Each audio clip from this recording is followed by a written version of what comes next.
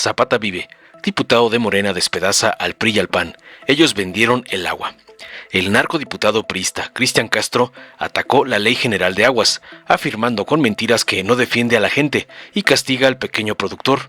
Ladró que la ley elimina la transmisión de derechos, pone en riesgo a las familias más pobres y dice que crea una burocracia hídrica, sin garantizar infraestructura de tratamiento para el agua contaminada. Pero tras oír las sandeces del sobrino de Alito, el diputado José Narro de Morena desmontó los argumentos narcoopositores con firmeza histórica. Recordó que en 1992 los narcogobiernos del PRI y el PAN convirtieron al agua en mercancía y la entregaron a grandes empresas. No pueden venir a darnos lecciones de moral, declaró tajante, asegurando que esta ley recupera la rectoría del Estado, protege a campesinos e indígenas y garantiza el agua como derecho humano, no como negocio. Zapata vive y la lucha sigue, sentenció finalmente. Veamos enseguida cómo el sobrino de Alito es despedazado por el diputado José Narro por atacar la ley de aguas de la presidenta, cómo le mandan sus narcoamos, el junior tóxico Claudio X y el evasor Salinas Pliego. Con el permiso de la presidencia, compañeras y compañeros diputados, hoy el grupo parlamentario del Partido Revolucionario Institucional fija su postura en contra respecto del dictamen de la Ley General de Aguas propuesto por el Ejecutivo Federal, porque esta ley, tal como está, no defiende a la gente, no protege a quienes viven la escasez todos los días, no respalda a los productores, ni a quienes esperan horas una pipa, ni a las comunidades que cargan aguas en botes porque nunca llegan. México sí requiere una nueva ley de aguas, pero necesitamos una ley incluyente, con beneficios reales para la población y para los sectores productivos. No una ley que termine generando más problemas y agravando la situación de quienes ya sufren por la falta de este vital líquido. ¿Qué dice este dictamen? Aquí va un dato duro. Solo el 52% del agua residual en México recibe tratamiento antes de regresar al ambiente. Esto significa millones de litros contaminados que terminan en nuestros ríos, lagos y mares. ¿Y qué propone esta ley? Más castigos, pero sin garantizar infraestructura. El rezago no se corrige con sanciones. El dictamen reconoce que la industria y la agricultura son los mayores contaminantes, pero la ley pone al pequeño productor al mismo nivel que los grandes empresarios, y eso es inaceptable. Les pongo un ejemplo que ocurre en cualquier zona agrícola. Un productor con un título de concesión que por una sequía no usa el agua todo ese año puede perderla. La iniciativa elimina la transmisión de derechos entre particulares, lo que significa que si don Manuel, pequeño productor de maíz, no pudo sembrar porque cayó 40% menos lluvia, como ya ha pasado en el norte y en el Bajío, la autoridad le puede quitar su volumen y regresarlo a la Conagua. ¿Ese es el combate al acaparamiento? No, señores, eso es castigar a los que menos tienen. Las familias más pobres son quienes más padecen el costo de estas alternativas. Pipas caras, pozos sobreexplotados y plantas insuficientes. Y aún así, esta ley propone más trámites, más controles y menos margen de acción para los usuarios pequeños. Eso no es justicia hídrica, compañeros.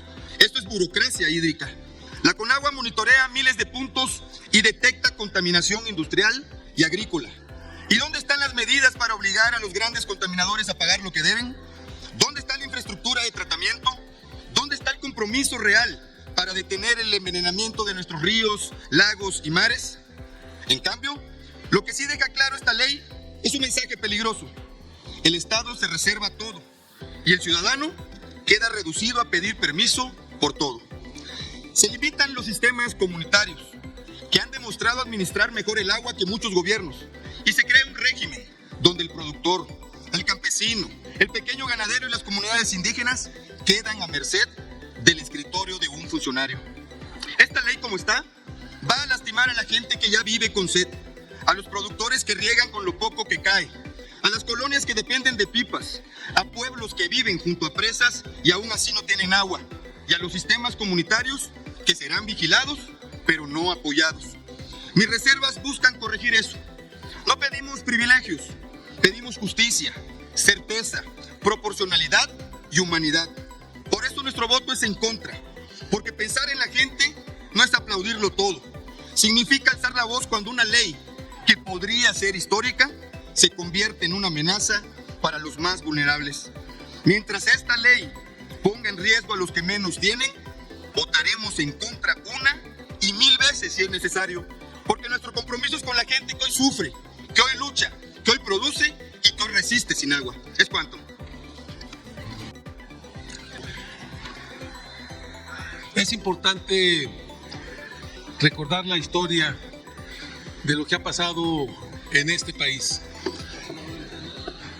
Durante el gobierno de Cárdenas se entregaron resoluciones presidenciales de la tierra con dotaciones de agua también, y se reconocieron y titularon bienes comunales, entendiendo el bien comunal como la tierra, el agua y los recursos, el territorio que poblaban las comunidades y los pueblos indígenas del país.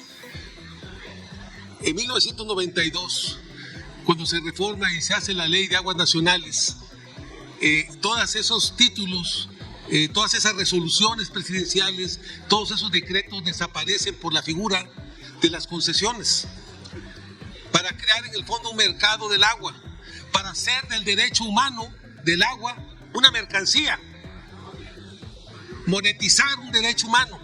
Eso fue lo que hicieron en 1992. Y no pueden venir aquí a darnos clases ni lecciones de moral ni de ética, porque en el año del 94, cuando venía el cambio de gobierno, se dio el error de diciembre, que llevó a que el gobierno norteamericano le prestara al gobierno de México $50,000 millones para salvar la inestabilidad que había por el tema del endeudamiento y de la devaluación de la moneda. En 1998, 99, 98, se aprobó el FOBAPROA. El PAN estaba totalmente en contra del FOBAPROA, y se hizo una negociación que terminó con la victoria de Fox. Se negoció el voto a favor del FOBAPROA a cambio de que les entregaran la presidencia de la República acordada con los norteamericanos. Eso fue lo que pasó en el año 2000. Entonces, decir que ganaron y que ganan las elecciones, aquí quien ha trabajado en tierra somos los de Morena, somos nosotros. ¡Que viva Morena! ¡Viva! En el tema del campo, viene el artículo 22, sí plantea lo de las transmisiones, pero plantea también en forma muy clara el tema de la reasignación de derechos. Entonces, tú puedes vender tu tierra, como dice, es un punto y seguido, y puedes vender tu tierra con el agua. No, ahí está en el artículo, como lo señaló nuestro coordinador Ricardo Monreal claramente. Y puedes tú dejarle tu tierra, tu agua a tu hijo. Ahí está en el artículo, dice punto y seguido. Y en la parte segunda del párrafo viene exactamente lo que se puede hacer como un punto secundario.